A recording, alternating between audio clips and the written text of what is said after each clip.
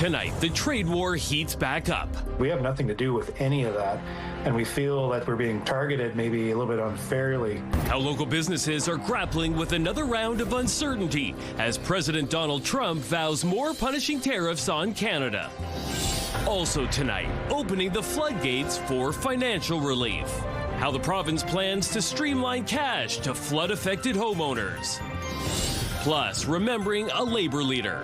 Winnipeg meant everything to Gord, and I think Gord should mean everything to Winnipeg. How the Canadian Union of Public Employees is paying tribute to the sudden passing of local president Gord Delbridge, and what happens next for the chapter. CTV News.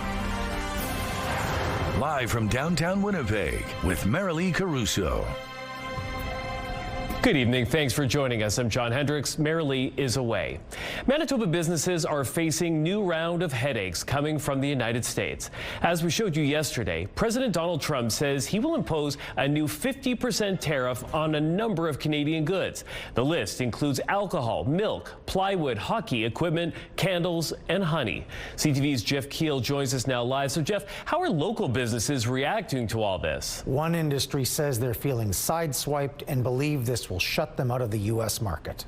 The latest trade war barb from the president has created a frenzy on this side of the border. We feel a little bit sideswiped right now. We don't understand why honey has been included in this whole list of tariffs.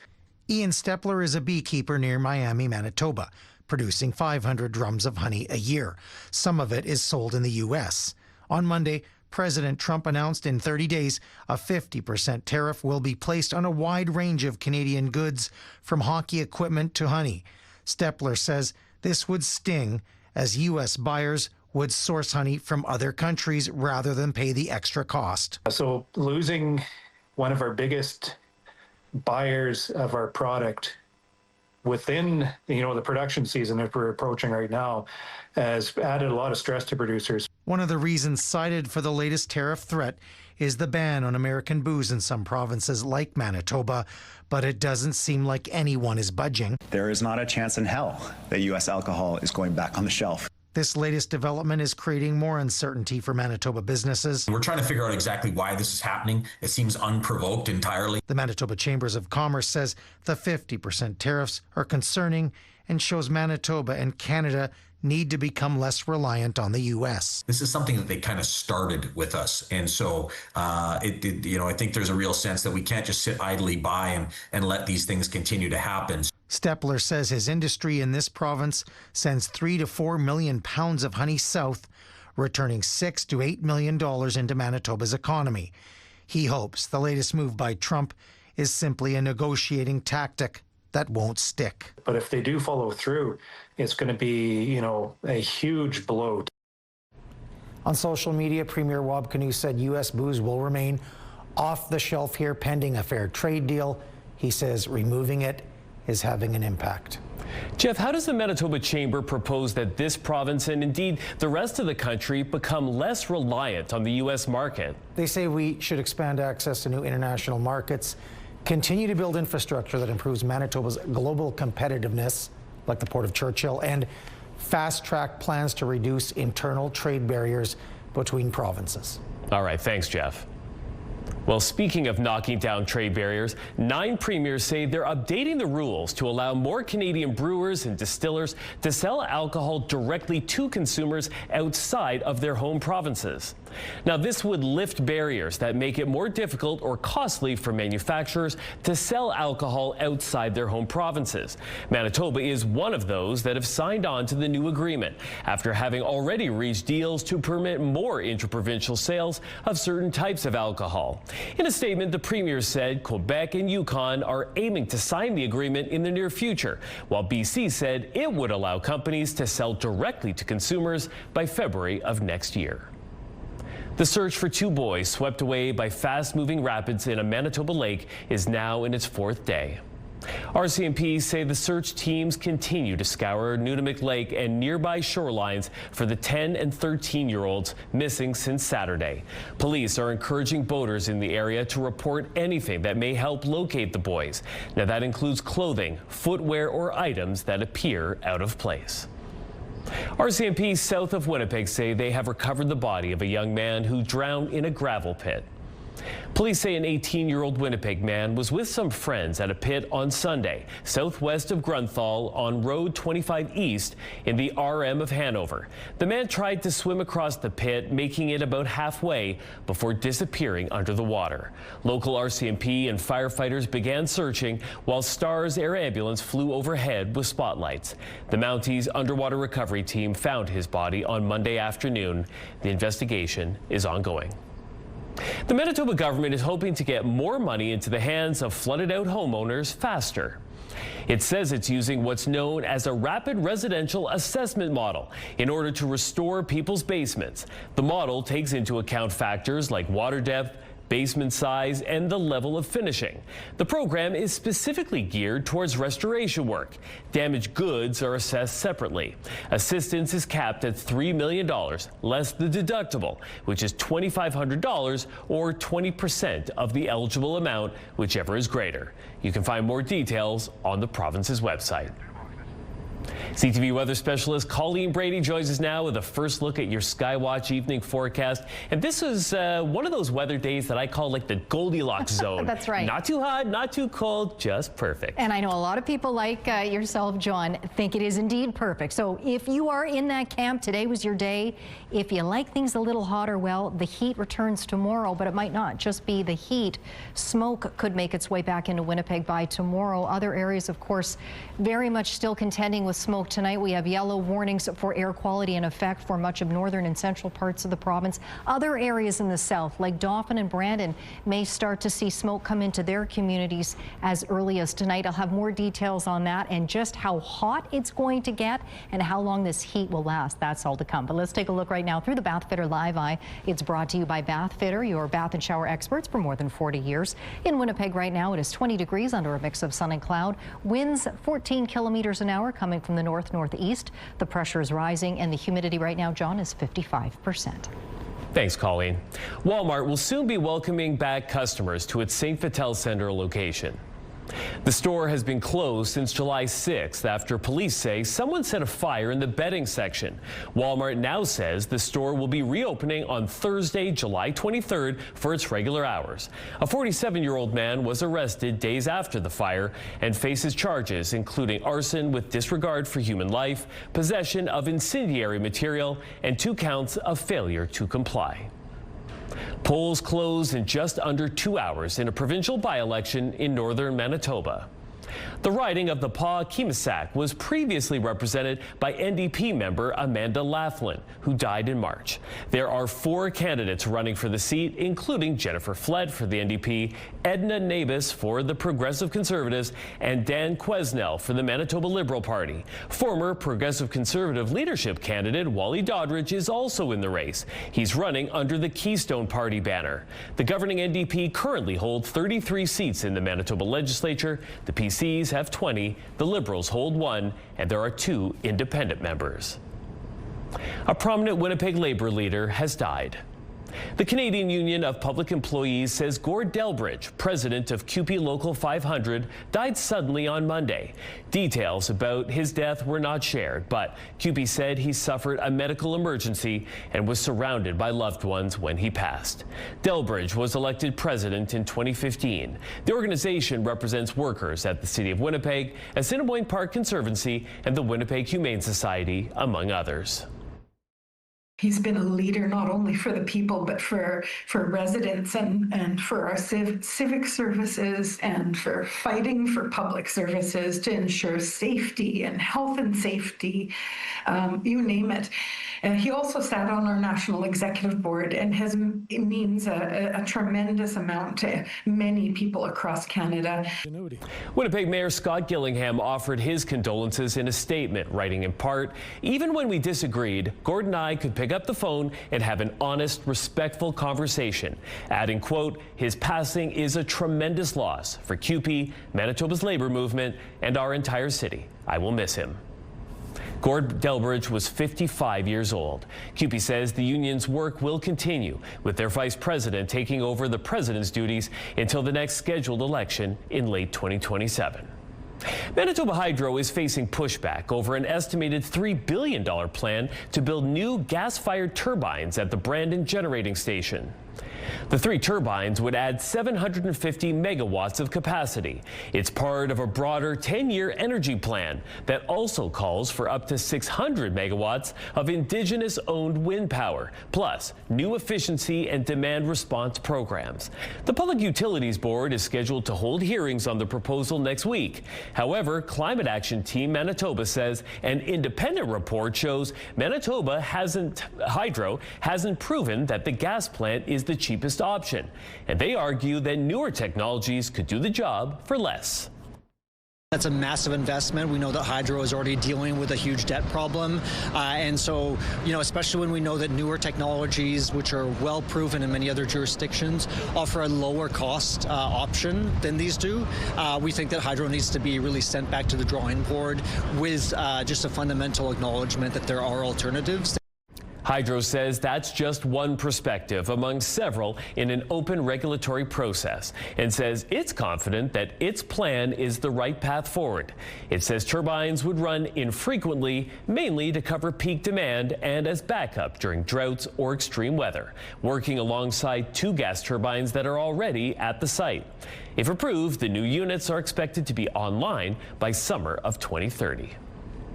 A 32-year-old man is in custody tonight after police say they came across a carjacking in progress late Monday afternoon. It happened near the intersection of Salter Street and Selkirk Avenue shortly before 6 o'clock. Police say a man jumped in front of a vehicle and began assaulting the driver, a man in his 70s, and trying to pull him from his vehicle. That's when patrolling officers happened upon the scene. They chased the suspect down and arrested him. He's charged with robbery and remains in custody. Police say the victim suffered some minor injuries but did not need medical attention. A warning now, this next story may be upsetting. A 16-year-old boy is facing animal cruelty charges after police say he killed a cat in public. Around 9:20 Monday evening, police were told that someone was injuring a cat with a knife in the Centennial neighborhood. Officers arrived to the 600 block of Main Street and found a dead cat along with a suspect who they say was holding a knife.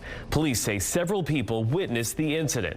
Investigators believe he brought the cat to the location in a plastic bag while it was still alive. The 16-year-old is facing 10 charges, including killing or injuring animals, possession of a weapon, and failure to comply.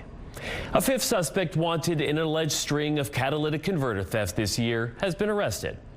Investigators opened a case in May following an uptick of calls related to catalytic converter thefts.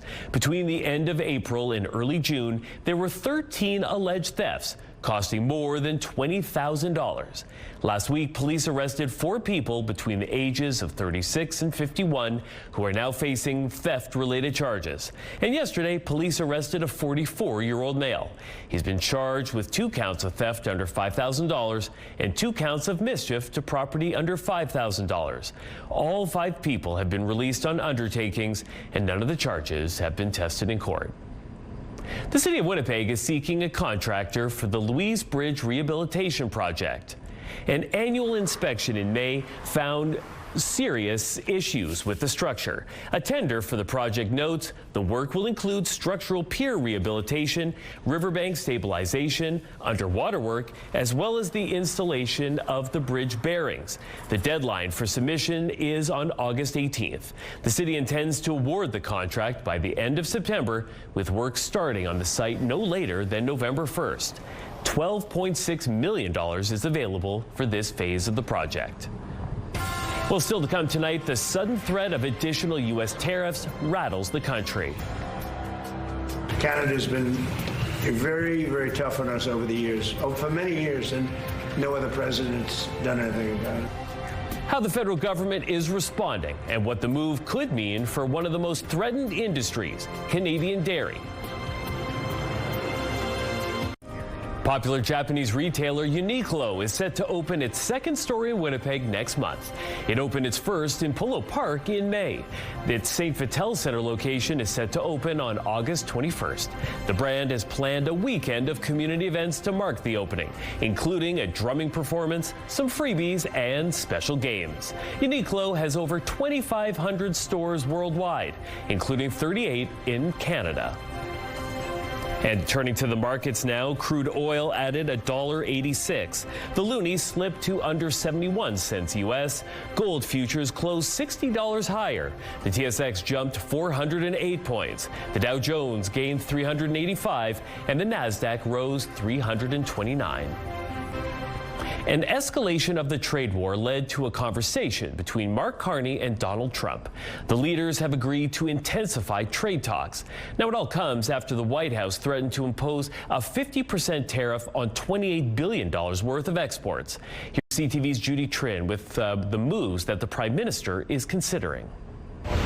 A source close to the government tells CTV News the Prime Minister was caught off guard by the announcement of new 50% tariffs. I spoke with President Trump earlier this morning. We agreed to intensify negotiations in the coming weeks. The tariffs will impact more than 500 additional products, from hockey sticks to wine to cement. That's about 5% or $28 billion worth of Canadian exports. Only response to the way they've treated our farmers and our people. Yeah. Canada's been very, very tough on us over the years, for many years, and no other president's done anything about it. I mean, in all fairness to them, they need us to survive. The opposition leader says the new duties are unjustified and wrong, and is calling for all parties to work together to prevent them from happening. The Carney government has already made several concessions. It's splitting revenues on the Gordie Howe Bridge before it recoups the cost of building it. The digital services tax has been scrapped, and the Online Streaming Act rolled back. But the Trump administration says irritants like the provincial alcohol ban and supply management in the dairy sector remain. Things that do not fundamentally commit to resolve these issues, maybe just talk about them some more. And for us, we want them fixed. Carney wants debilitating tariffs on steel, aluminum, and autos removed, and CUSMA preserved, but says putting U.S. liquor back on shelves will be up to the provinces. The decision to change that, first and foremost, will be taken by the provinces themselves, each individually, and should only be taken, in my judgment, as part of an overall agreement. Carney did not rule out retaliatory action, which a former Trudeau policy advisor says could be effective. There are approximately 500 products that they are applying tariffs to from Canada, none of which are oil, none of which are critical minerals, the things that they know that if the costs of astronomically rise, that it will drastically affect their industry. The Carney government will have less than a month to negotiate its way out of these new U.S. tariffs. They're set to take effect August 19th. Judy Trin, CTV News, Ottawa. Now, as you heard, one of the key industries affected by the threatened new tariffs, dairy. The U.S. sees the tax as leverage because Americans want access to Canada's very protected market. But for both sides, it's also about defending supply management systems. CTV's Genevieve Boschman reports on the implications of the U.S. move on this sector. Like 6 generations of his family before him, Angus McKinnon has produced milk just a stone's throw from the U.S. border. And he's been wondering when the American neighbors would target the industry. We've been waiting for Donald Trump to come down on dairy for the last 2 years. Under the current system, the tariffs will have little impact on producers themselves, though distributors might take a hit. But some producers have feared Canada's supply management system could be sacrificed to appease the U.S. Some critics in this country have said dairy should not be a sacred cow. The U.S. pointed to Canada's supply management system as a main irritant, justifying 50% tariffs, and put Canadian milk, lactose, and whey on the tariff hit list. Supply management sets quotas for Canadian dairy producers, fixes prices, but also limits dairy imports from the U.S. and other countries, imposing quotas and high tariffs. Brings a great economic stability. We have a guaranteed price for our milk. In a statement, the Dairy Farmers of Canada said dairy trade is covered by CUSMA, and the U.S. has been successful in accessing the Canadian market under this agreement. The association said that between 2019 and 2025, exports of U.S. products to Canada rose from $423 million to $1.06 billion. And dairy farmers say they're holding Ottawa to its word that supply management is here to stay. Canada is home to over 9,000 dairy farms, nearly half of which are in Quebec. Quebec was built on agriculture. Most are family-run with small herds. The state of Wisconsin alone produces more milk than Canada as a whole. But U.S. President Donald Trump has long said supply management is a highly protectionist barrier, treating American farmers unfairly. You can see that he's positioning himself, because keep in mind, Middle America elected Donald Trump.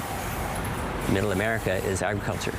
Milk producers will be watching closely over the next 30 days just what happens with the tariffs. Geneviève Beauchemin, CTV News, Coaticook, Quebec. Turning now to those blazes raging in northern Ontario. Early estimates suggest this could be the province's worst wildfire season to date. There are 183 active blazes, more than 50 of them out of control. It's believed the flames have burned over 7,200 square kilometers of forest and forced more than 1,800 people to leave their homes. All but one of the 13 evacuated communities are First Nations. Today, Indigenous leaders called for the resignation of the Ministry of Natural Resources Director and an immediate independent public inquiry into the province's response to the wildfires. The province's Public Inquiries Act is meant to investigate matters of public interest. The lack of communication and evacuation support should horrify all Canadians, and our community was on its own. The federal government has responsibility here too. We won't accept any jurisdictional disputes. In the year 2026, how could this happen? More importantly, how do we make sure this never happens again? The blazes have also sent noxious smoke into the United States. Today, President Donald Trump insisted the wildfires had nothing to do with his plan to impose 50% tariffs on a number of Canadian goods. But he says the smoke is a big problem. A lot of damage has been done.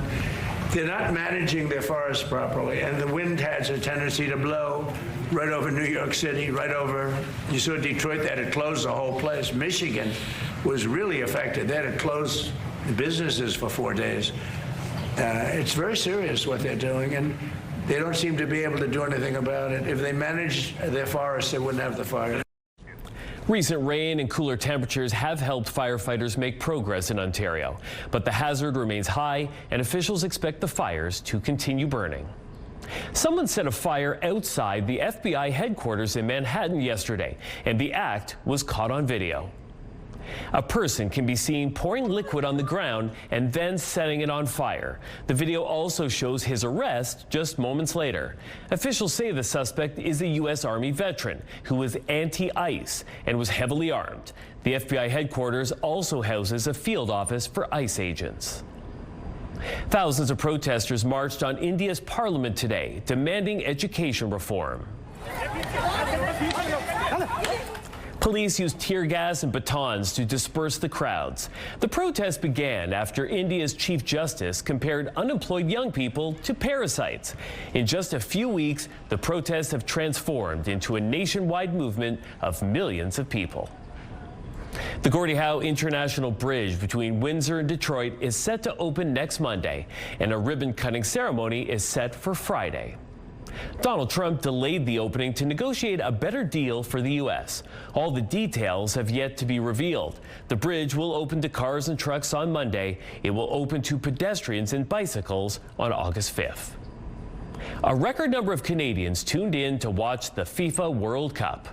Lamine Yamal, Pedro Porro, Williams, and thundered in for Spain by Ferran Torres! TSN says there were more than 30 million viewers overall. That's about 75% of Canada's population.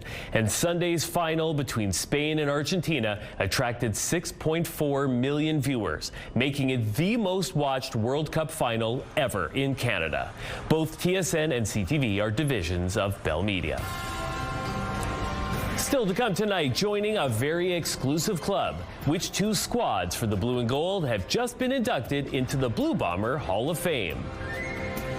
Deep into July, the normal high for this time of year for Winnipeg is 26. All throughout the long-range period, you can see we'll be well above that. Upper 20s, low 30s. 30 in the sun by Thursday, 29 with that chance of showers or thunderstorms really on Friday. Then a hot weekend, temperatures getting into the low 30s. But look at those overnight lows, very warm too. 18, 19 degrees, not giving us much relief. So we'll likely see heat warnings as we get a little closer to those days. The 1988 and 1990 Winnipeg Blue Bombers are joining the club's Hall of Fame. The Bombers announced the inductees today. The squads won the Grey Cup in their respective years, marking the second and third titles for the Bombers in 7 seasons. They'll join the 1984 Grey Cup team in the Hall. The teams will be recognized during the September 25th home game against the Toronto Argonauts and at a gala celebration the next day in support of football in Manitoba. The Hall of Fame started in 1984 to recognize the contributions of players, coaches, and others who have contributed to the team's success over the years. An unforgettable experience today for some Winnipeg children that will provide some sweet dreams in their future. The 10th annual Dream Day at Princess Auto Stadium was filled with football, fun, and community, along with on-the-field games and activities with Blue Bombers players, mascots, and the cheer team, and the event ended with a big surprise, a new bed for the children who may not have one of their own. We really encourage them to dream big and play hard, and in the end we surprise them with a bed of their own. To see the smile on the child's face and to see how much it means to them, because for these children it's not just a bed's not just a bed for them, it's a sanctuary for many of these kids. Dream Day is a partnership between the Bombers, Dufresne Furniture, Sleep in Heavenly Peace, and Big Brothers Big Sisters of Winnipeg.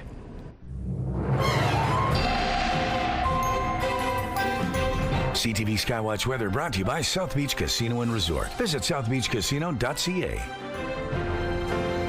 CTV weather specialist Colleen Brady has your complete Skywatch weather forecast. And Colleen, I love the kind of temperature conditions we had today, but it looks like you may have some bad news for me to come. Well, if you don't like the hot stuff, yeah, you're not going to like what's ahead. I showed you the long-range forecast there, John. Upper 20s, low 30s. That's what's in store for us.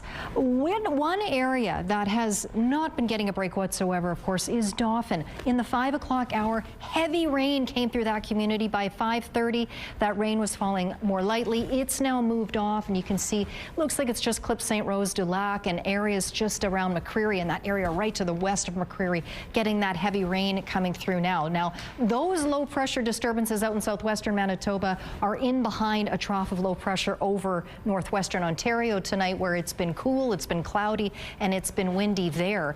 Up in the north, in northern Manitoba and central regions, a yellow warning for air quality continues tonight, of course, because of wildfire smoke. A lot of these areas downwind of the source of that smoke, those wildfires burning in northern Manitoba and northern Saskatchewan. But Environment Canada says that wildfire smoke from northern Alberta will begin to make its way southeasterly toward the Westman area, and we could start to see some of that smoke make its way into that area as early as this evening. The question will be, will that smoke remain aloft, more like haze, or will it come closer to the surface where it will be obviously much more problematic? That aside, sky conditions will be relatively clear across much of the province tonight and east into northwestern Ontario. But along with that smoke out of Alberta will come a high pressure area that is also sliding off to the southeast, coming out of central Alberta, making its way into Manitoba. So it will bring back the heat and the sunshine. Temperatures getting back up into the upper 20s tomorrow. Humidex values in the low 30s across the south. But there's also the possibility of scattered showers across the province late in the afternoon, once we get to the height of that daytime heating and into the evening hours. Overnight, you can see again maybe a shower or two here and there in a scattered fashion across Manitoba. Then we get into Thursday and much the same. More heat and more potential for showers scattered and even back east into Ontario, where it looks like it could be falling a little bit more heavily. But for tonight, for Winnipeg, mostly clear, light winds down to 14 degrees. That's after we only reached about 20 today, well below normal for this time of year. Sunny and 17 for the commute tomorrow morning. Light southwest winds throughout the day, up to a hot high of 27 degrees. The UV index for Wednesday for Winnipeg is 7 or high. Quick swing around the province. Let's start up in the northeast. Cloudy tonight, later tonight really in Churchill, down to 11 there. Conversely, clear for the most part in 12 in Island Lake, 12 tonight in Thompson. There's a chance of showers there and 27 degrees in the northwest tonight. Now, Lynn Lake, it's going to get very smoky, particularly tomorrow. Otherwise, a few clouds right around the region. Overnight lows in the mid-teens, and then tomorrow there's that widespread smoke for Lynn Lake, 26 degrees, sunshine, but also smoky for the rest of the region. In the southwest tonight, we have those showers passing through now. Overnight, Brandon down to 12, 11 for Dauphin. Mix of sun and cloud around the region. You see those hot highs in the mid to upper 20s tomorrow. In Winnipeg in the southeast, fairly clear tonight. Overnight lows a touch cooler, 14 for Winnipeg. Sunny here tomorrow and 27. Outside the city, a mix of sun and cloud, up to 28 in Portage, down into places like Morden and Winkler. And in northwestern Ontario tonight, cloudy and down to about 11 degrees there. Tomorrow, not quite as hot, mid-20s. Those clouds, though, will stick around. Our first weather photo is from Hélène. You can see that rain off in the distance. That was yesterday east of Lac du Bonnet. Now, John, you remember we showed that viewer video of that downpour over St. James. Matt sent in this photo. A tree toppled over in St. James, and you can see that vehicle underneath. Now, thankfully, there was just a broken taillight there. That was his neighbor's vehicle, but my goodness, did that ever come fast and furious. Send us your weather photos to Winnipeg Weather at ctv.ca. Thanks, Colleen. As we mentioned earlier, 9 of Canada's 10 provinces have signed a landmark agreement that will allow expanded direct-to-consumer alcohol sales across the country. Now, that's in lieu of putting American alcohol back on the shelves. CTV's Maria Saru on how Trump's tariffs are shaping the agenda as premiers meet in Charlottetown. We've got a very busy schedule over the next 48 hours, 72 hours, and this is going to make it a little busier. Donald Trump's tariffs meant some rearranging for PEI's Premier Rob Lance hosting and chairing this week's Council of the Federation meetings. And as his counterparts arrived, some were losing patience with the U.S. president. We need to stand up to the bully, and we need to hit him tariff to tariff. There is not a chance in hell that U.S. alcohol is going back on the shelf in British Columbia. And the idea of the president that he can bully us into whatever he wishes is incorrect. Several premiers said Ottawa has not asked them to reverse course on American alcohol bans. No, the federal government hasn't asked me to lift it, and I will be supportive of the decisions made by all the premiers and the Prime Minister. But Alberta and Saskatchewan already have. Both lifted their suspensions last year. I want a trade agreement with the United States of America. They're our largest trading partner, have been for all of our life, yours and I's, and likely will be into the future. At the end of the day, why would you want to fight with your largest trading partner? It's ultimately a province-by-province decision, but some are calling for a united response and a clear direction from the Prime Minister before new tariffs take effect in about a month. Quebec's economy is really impacted by the tariffs, and we'll need to adopt a strategy. We need a plan moving forward. The premiers continue their talks tomorrow before Mark Carney joins them in person on Thursday. Maria Saru, CTV News, Charlottetown. The cost of new potential tariffs handed out by the Trump administration, both past and present, don't just affect Canadians, but Americans as well. CTV's Adrian Gabriel has that story. From tariffs on Canadian dairy and cereal to made in Canada plastics to additional swings at Canadian wood products. All of this is extra taxes that American consumers and businesses are going to have to pay. The tariff campaign launched by the Trump administration in early 2025 has upended North America's integrated trade relationship, rocking once reliable supply chains while inflating costs for consumers on both sides of the border. Trump's tariffs thus far are estimated to be costing the average U.S. household between $1,400 and $2,400 Canadian dollars annually. And that could spike if these new tariffs go into effect in less than 30 days. Probably the one that's going to have the biggest impact is tariffs on Canadian cereals and dairy. This is going to drive up grocery prices even further for American consumers. It's really going to hurt American families. North of the border, wallets here are also feeling the pinch. Canadian households are absorbing an estimated $2,300 to $2,700 in higher annual costs since the tariffs came into effect. It's making life worse for Canadian families and for American families. The tariff cycle has also impacted the Canadian economy. Economists are estimating a reduction in Canada's GDP by 1.5 to 2%. The country also lost roughly 61,000 manufacturing jobs since January of last year, when President Trump's second term began.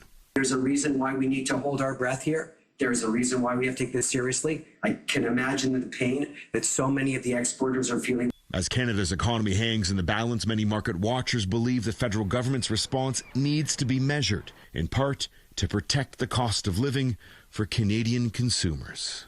Economists point out that there was no significant reaction from the markets following President Donald Trump's most recent tariff ultimatum. One theory is that the markets may believe that Washington and Ottawa could reach a trade deal in the weeks ahead. Adrian Gobriel, CTV News, Stouffville, Ontario. The dog came back, but it wasn't the very next day. How long it was missing and how his happy owner got him back again. Get Winnipeg's top stories, breaking news alerts, and watch live. Download the CTV News app. A family that spent nearly 2 weeks looking for their missing dog is all smiles now after a very happy reunion. As Will Reeve shows you, it's all thanks to some timely help. How are you? Okay. It's the emotional homecoming caught on camera. Come on. No. After 10 long days, Fig, the Australian Shepherd, is finally back where she belongs. When she hopped out of the car, it was just like all this relief. The 7-year-old pup bolted from her California home after she was frightened by fireworks just after the 4th of July weekend. It launched a week-and-a-half-long adventure that left her family worried sick. For days, her family searched, driving for miles, posting flyers, but they couldn't find Fig. I felt like she's out there. I know she's out there if I could just find her. The family filed a missing dog report, and the local sheriff's office picked up the trail. I was able to get some good information and was able to lead me out to a person who located Fig. It turns out Fig had wandered nearly 30 miles from home. Thank you, sir. Yeah, you bet, bud. The reunion bringing plenty of tail wags and a few happy tears. As soon as I talked to Sergeant Morley, I just knew this person was going to find my dog, and I'm so grateful. I've been doing this for about 20 years, and just to have a good story with a happy ending, that's worth it right there. Will Reeve, ABC News, New York.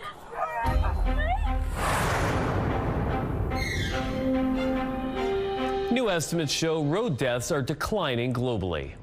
A study published Monday in The Lancet Public Health reveals global road injuries and deaths fell more than 30% from 1990 to 2023. However, progress varies by country, with poorer nations seeing less improvement. The World Health Organization has prioritized road safety for over 2 decades, and a UN meeting this week is addressing this issue. People spend more time outside at this time of year, and it seems that's also a good way to give our brains a boost. Here's Mandy Gaither. The days are longer, the weather is warmer, and for parents, there's a break from the busy school year routine. So summer is a perfect time for small shifts to healthier habits. All of these small changes, according to research, can make a bigger impact than overhauling your life. Clinical psychologist Susan Albers with Cleveland Clinic says summer is one of the best times to reset mental health. And she says self-care doesn't have to be expensive or complicated. It can be as simple as taking a walk outside, starting a new hobby, making a phone call to a friend. Albert says safe sun exposure outdoors can boost the mood and lower the blood pressure. Add in some exercise and it'll release feel-good hormones that can help you be happier, acting as a natural antidepressant. And she says to try something new. Our brains love novelty. It helps us to stay curious, engaged, and alert. It's a great time to visit a new museum, take a drive somewhere you've never been. Albert says social connections are critical for mental health, so invite a friend for some summer fun. And since what we eat impacts how we feel, she says to take advantage of some of the tastiest healthy foods now in season. During the summer, fruits and vegetables are at their peak. They're freshest. So we're naturally motivated to eat a wide variety and range of colorful foods that nourish our brain and our body. For Health Minute, I'm Mandy Gaither. Medical Watch is brought to you by Manukin Koster Denture Clinic.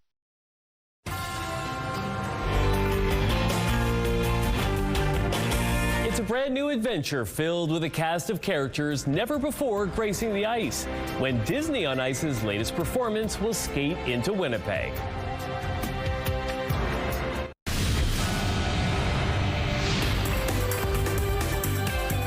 Spotlight sponsored by the Casinos of Winnipeg, presenting Nearly Neil and the Solitary Band. An all-new cast of characters is skating into Winnipeg. Disney on Ice is back with a brand new show, bringing characters from Moana 2 and Inside Out 2 to the ice for the first time. In all, you'll see 50 characters from across the Disney universe as they jump, twist, and glide along to your favorite Disney songs. Disney on Ice presents Jump In is set for a series of shows from November 13th to 15th at Canada Life Centre. General sale tickets are available starting next Tuesday through Ticketmaster. A photography exhibition honoring the contributions of Manitoba's Icelandic community is ready for viewing in Gimli. It's called Icelandic Winnipeg. It's the brainchild of photographer Signy Thorstensen. The exhibit is on display at the New Iceland Heritage Museum and features photographs that document the presence of Icelandic culture and history throughout Winnipeg. It is something that came about as we were marking the 150th celebration of Icelandic settlement in Manitoba. We did a bus tour that featured buildings from the West End right to University of Manitoba, and we thought it'd be great to sort of document these sites with photographs that people looked at when they attended the Scandinavian Centre. The photographer says she enjoyed going to Upper Fort Garry, where some Icelandic immigrants passed through when they first arrived in the city, as well as taking photos of old buildings that are still in use. The exhibition runs through August 4th. The Toronto International Film Festival has unveiled the majority of the lineup for its 51st edition. It will feature world premieres from Chris Rock's drama Misty Green, as well as Peter Farrelly's Sylvester Stallone film I Play Rocky. More than 60 films will play in the festival's gala and special presentation sections. Organizers previously announced that Being Human, a film about late disability rights activist Judith Human, would open this year's festival. TIFF runs from September 10th to the 20th. Well, it's been about a decade since the X-Files were last on air, but it seems the truth is still out there. That is Gillian Anderson reprising her character of Dana Scully. But this latest case she's investigating isn't for a new show. It's for a new X-Files themed Lego set that will hit stores on August 4th. But do make sure your wallet wasn't abducted. The X-Files Lego set costs $270. Your primetime lineup starts at 7 with The Big Bang Theory. At 8, catch The Amazing Race Canada. And Password wraps things up at 9. It is all right here tonight on CTV. When it was missing, you could tell there was a definite hole in community.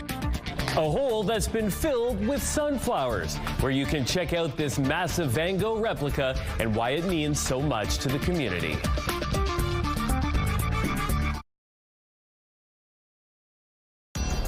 Women's clothing provided by RW & Company. Salon services provided by S&T Spa Salon. Tonight, the U.S. president's provocative comments about Canada. Without us, there's no way they can survive. The prime minister's response and the tariff consumer cost on both sides of the border. Later on CTV National News and watch on Crave. Well, today we only managed to reach 20 degrees, and I know a lot of folks enjoyed that. The normal high is closer to 26. The record for this day set back in 1874, 35.6 degrees. Now, tomorrow we'll get up to about 27 in the sunshine, but first tonight, clear, 14 degrees. Then take a look at this long-range forecast. Thursday, 30 degrees, 29 on Friday. No surprise, there's the chance of thunderstorms in the afternoon. A very hot weekend in store for us. Sunny, too. Low 30s for highs, upper teens for overnight lows, so not much relief from the heat there at night. And even into Monday, John, a hot high in the sun of 30 degrees. Thanks, Colleen. Altona is unveiling a massive tribute to one of Vincent van Gogh's most iconic paintings. No, those aren't ants crawling on a Van Gogh masterpiece. You're looking at painters using marine-grade plywood, fiberglass, and a lot of automotive paint to create this 24 by 32-foot sunflower painting. It's roughly the size of an average two-bedroom apartment. The original was first put up in 1998, but was taken down in 2025 after a windstorm. Its 8,000-pound steel frame and 75.5-foot tall easel now have something to display. Maybe a lot of people don't know that when a sunflower blooms, it faces east. And as the sun goes to the west, the sunflower follows it. And so when people drive by on the highway and see this big Van Gogh painting, their heads turn. This new version was unveiled today as the official kickoff to Altona's Sunflower Festival, which runs Friday through Sunday. That would be an amazing thing to go and check out, wouldn't it? I'm so glad it's back up. It looks fantastic. Me too. Speaking of checking things out, we will be back at 11:30 and hope you can join us then.